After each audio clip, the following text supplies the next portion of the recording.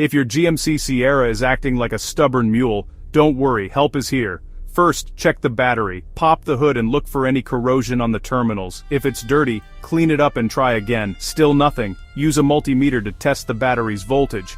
If it's below 12.4 volts, you might need a new battery. Next, let's look at the starter.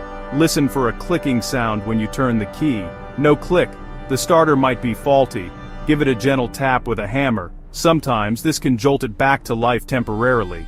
If it works, get it checked out by a mechanic ASAP. Finally, consider the fuel system. Make sure you've got enough gas. Check the fuel pump fuse and relay. If those are fine, your fuel pump might be the culprit. Turn the key to the on position and listen for a humming sound from the gas tank. No hum?